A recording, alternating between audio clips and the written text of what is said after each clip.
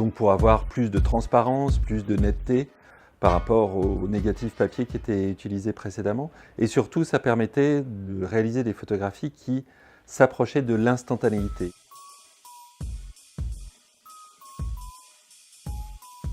Alors moi, je suis Paul-Louis Roubert, je suis maître de conférence en histoire de la photographie à l'Université de Paris 8 et je suis président de la Société française de photographie. La Société française de photographie, c'est une association de type loi 1901. Elle est reconnue d'utilité publique depuis la fin du XIXe siècle et elle a été créée en 1854 dans le but de faire progresser les recherches et la diffusion de la photographie. Donc ça, c'est une photographie réalisée par Gustave Le Gray. C'est un des exemples d'images laissées à la SFP comme preuve de réalisation et d'amélioration photographique. C'est une photographie qui date de 1857. Elle a été réalisée à partir d'un négatif vert au collodion humide. C'était déjà une avancée certaine à partir du début des années 1850 de pouvoir réaliser des négatifs sur un support en verre. C'est à la fois la preuve d'une réalisation technique, permettre à une photographie d'enregistrer une vague qui est en train de se former à la surface de l'eau, mais aussi c'est une avancée esthétique.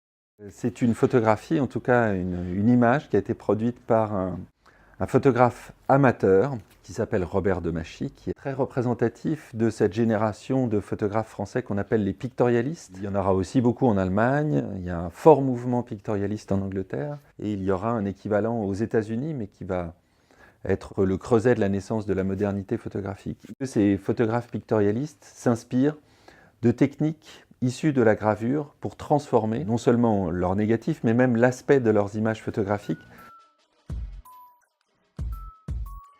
La photographie a été inventée pendant de nombreuses années, mais elle a été annoncée publiquement en 1839.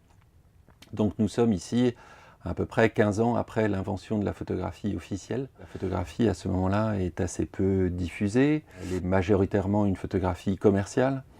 Et il y a des artistes, des scientifiques, mais aussi des littérateurs, des gens qui ne font pas forcément de la photographie, qui s'intéressent à l'idée de développer, de faire progresser la recherche, et surtout, un des éléments les plus importants à l'époque, c'était de diffuser l'information. Les membres de la SFP sont majoritairement des photographes jusqu'à la Seconde Guerre mondiale.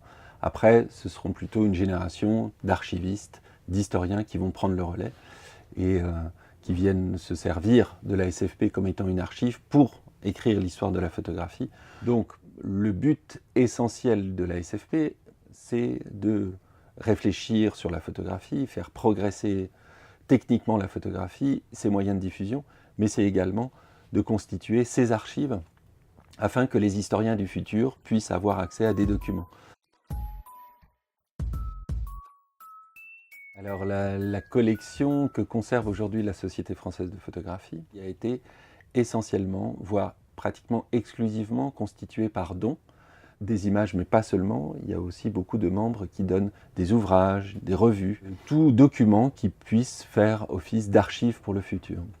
Alors, cette collection est majoritairement constituée entre les années donc 1850, mais aussi rétroactivement, puisqu'ils vont collecter des choses, des éléments qui ont été réalisés dans les années 1820, notamment par Niepce. Un des critères majoritaires, c'est l'idée de conserver des archives sur l'histoire de la photographie. En 1854, très peu d'institutions, voire pas du tout d'institutions publiques, s'intéressent au fait de conserver des images photographiques et surtout de conserver des exemples pour les archives afin d'en constituer l'histoire. Les images sont des preuves d'une avancée technique, d'une avancée sur le tirage, sur la permanence de ces tirages, sur une technique de développement du négatif, une technique afférent aux objectifs ou aux appareils photographiques. Bref, chaque élément qui est déposé à la Société française de photographie est une sorte d'exemple, de preuve d'une avancée technique,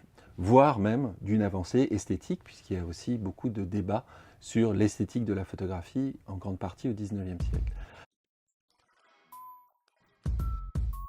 Aujourd'hui, je vois aussi à l'université le retour de l'argentique, un peu comme une mode, mais aussi une nécessité de s'intéresser à l'histoire de cette image, comment elle a été produite, et de ne pas faire croire que l'image photographique a toujours existé. Elle a une histoire, elle a une constitution, elle a des processus bien à elle. On oublie trop souvent que c'est une image qu'il a été compliqué de diffuser dans le public, alors qu'elle avait une vocation démocratique dès le départ, dès 1839. Daguerre conçoit la photographie comme étant une image démocratique.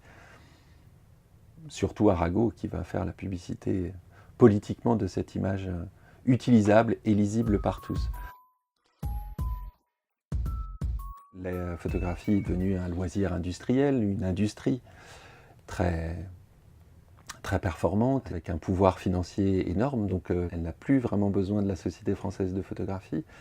Aujourd'hui, le rôle de la SFP, c'est de faire rayonner ses collections et de faire comprendre aussi le rôle de cette archive dans la constitution et dans l'exploration de l'histoire de la photographie. Il a été pendant de nombreuses années de susciter de la recherche autour de l'histoire de la photographie. C'était le sens de la publication d'une revue comme Études photographiques qui a été publiée jusqu'à l'an dernier, après 20 ans. Donc ça a été un énorme travail de sollicitation, de diffusion et de production de littérature sur l'histoire de la photographie. En explorant un peu l'histoire de la photographie, on se rend compte que chaque révolution technique, que ce soit celle du Kodak à la fin du 19e siècle, mais même avant, l'apparition du daguerréotype, l'apparition du calotype, l'apparition de chaque technique produit des débats sur le changement de matérialité finalement de la photographie. Aujourd'hui, c'est une industrie. Elle a fait le pari, et c'est normal, du numérique. La conséquence essentielle que je vois par rapport à la Société française de photographie, c'est d'avoir une pensée patrimoniale, c'est-à-dire de conserver les exemples de ce qui apparaît aujourd'hui comme étant quelque chose de relativement courant, mais qui, à terme, seront les archives de demain. Qu'est-ce qui nous permettra demain de pouvoir lire nos archives photographiques? Que peut-on conserver? A-t-on la place de conserver tout ça? Et quels seront les supports, les médiums qui permettront de lire demain les images qu'on produit aujourd'hui? Il est encore possible aujourd'hui de faire des tirages de négatifs qui ont été produits dans les années 1840, en 1841-42. On a des négatifs papier, et comme on a encore la chimie pour le faire, on peut révéler, on peut produire des tirages à partir de ces négatifs. Je ne suis pas certain que dans 150 ans, on puisse encore lire les fichiers numériques qui sont produits aujourd'hui.